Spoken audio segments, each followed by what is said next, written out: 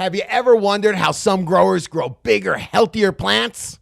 Supercropping might be the game changer you're looking for.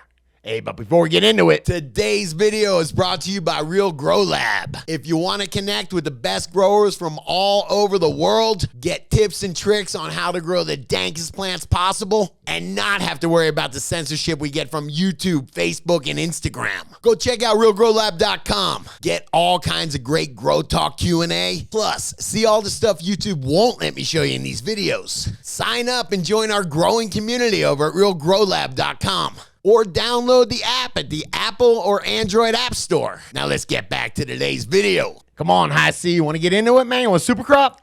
I'm interested. I have never done this before, and it seems a little bit intimidating to me. I'm worried I could screw things up in my grow. Yeah, it's counterintuitive because it's damaging the plant. But what were we talking about? What's our theme this month is stress, right? We've been talking a whole bunch about stress and plant stress.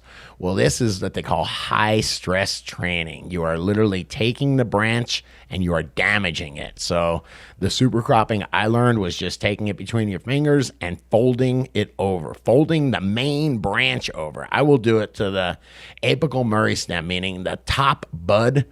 And the idea is I am bending it over and I am sending signals to the plant. The first signal is this isn't the top anymore.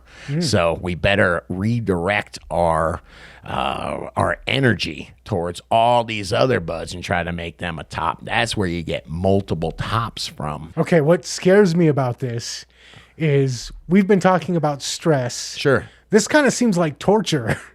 Yeah, I mean, it does happen. Think about what happens. Remember, these plants want to survive. Think about what happens when an animal comes over and breaks that top apical meristem, that top stem off. The plant still wants to survive. It's not going to give up. So it makes a whole bunch of other buds. Don't forget the auxins and hormones. They go up until there's nowhere else to go. And so that's why if you don't train a plant, you'll just get that one huge bud because all the energy is going there and then stopping. So by doing this, one of the things we're doing is just redirecting the energy and redirecting. They call them auxins. They're like these growth hormones. And you want to redistribute those so you get multiple tops. Just having one giant cola, it's cool to show, your friends on Instagram, but you'll get much better quality if you've got a whole bunch of colas that are all getting light, all getting good air circulation, CO2. Here's a question I have. I know, like a human, if I break a bone, my body knows to start sending healing things to that area. Same thing with plants? Absolutely. That's what those auxins are. And it's not like breaking a bone. It's never strong. The bone is never stronger. It's almost like a weld. Once you weld something, the knot is stronger. That weld is strong. And the idea is because it's injured, it is going to send these hormones up, these healing hormones that have all sorts of energy, the same kind of energy that is going to build big fat buds for us.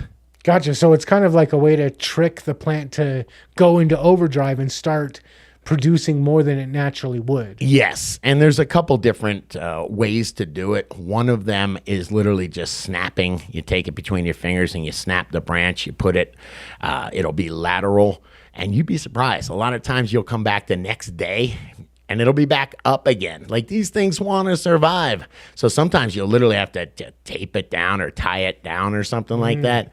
But the idea is what was going to be this big bud has now gone sideways, and it looked like one Christmas tree before. Now it looks like a whole forest. And each one of those is getting all the CO2 it needs, all the circulation it needs, the light all around it.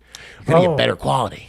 Okay, so that was my other question too, is if we've got that big cola in the center, it's right underneath the light, it's blocking a lot of light, but this way the light can hit a more even distribution across the canopy. Absolutely. You'll get giant colas if you don't train, but that's why we train. If you go over and check out my grow on Real Grow Lab, you'll see that I don't have too many giant buds.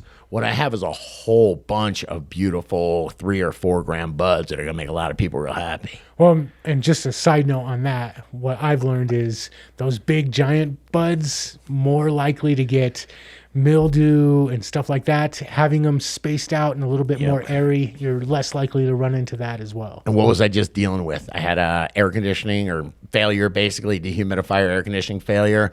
Plants were at 100% humidity for a little bit because of the idea that I don't have these giant buds to get bud rot, and the idea that I'm using a bunch of silica as well got me out of that jam though. So okay, so if I'm going to try this, first of all, I need to know, where am I going to do this? How do you pick your spot where you do this pinch technique? I go up maybe 6 inches. I go to where the canopy is, and I'll take my apical meristem. I'll take that giant bud, and I'll fold it over. So now it's just part of that canopy.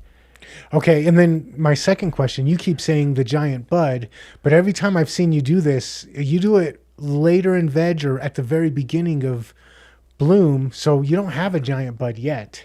Where in the apical meristem, I keep on saying that it's the top of the plant. Gotcha. Yeah, so that's where you want to, and you want to fold it over. And it's a great time to say, don't do this too late in flowering. You want to do this veg. You want to do it during transition. After the first couple weeks, what do we talk about? Stress. It's okay to stress the plant out a bit as a signal, but you don't want that plant just stressing out and getting unhealthy. You want that plant building strong. There's a little bit of stress over there. I better build stronger. That's what we're going after. Especially late in bloom, you want to avoid doing this? Definitely. Hey, can I say one more thing? Yeah. You don't have to completely mangle and break the stem. There's another technique where you just go up the stem and you twist. And you twist until you hear a crack. There's an outside, I think it's called the cambium layer. I might be wrong. There's an outside and an inside of the plant, of the stem. You're just breaking it. You're just twisting it and snapping it a little bit. It doesn't fall over, but it gives it damage enough to where it goes, hey, man, you got to send some healing hormone over here, and it builds it stronger. You'll feel the snap, but it's inside. The outside stays intact. Yep, and you will. It's a little disturbing. You'll hear a little snap, a little and you just do that every 1.5 inches, 2 inches up the stem. I don't do that as much as I would just take that giant apical meristem and just bend it over. And yeah, you'd be surprised. You have to weave it in a trellis or tie it down with a bamboo stake because it will go right up. And then you'll see it'll look like a little forest where there'll be a bunch of little Christmas trees coming up. Okay, so you mentioned don't do this late in bloom. Yes. How many times do you do this, and do you need to give your plant time to recover in between each time? There are folks that will do this a couple times. I do it once, maybe 10 days, 2 weeks before I'm going to go into flower. I'll get those giant knuckles. I'll get to see that they're re-vegging, and I can see the new, budding sites, whatever you want to call them, but vegetative coming. And then very quickly, I will throw them into flower. Okay, follow-up question on that. How long do I want to wait before I flip? Because I know flipping also causes a minor stress. Do I want to flip right away? Do I want to give it a couple of days? Yeah, I would let it recover. I mean, honestly, there are people, these plants are so strong. There's folks that do this within the first week of flower. There's folks that do this in week 2 and 3 of flower, but they will have to recover. I don't like to let my plants recover from too much in flowering and bloom. They got 60, 70 days to do all their work. I want them working strong.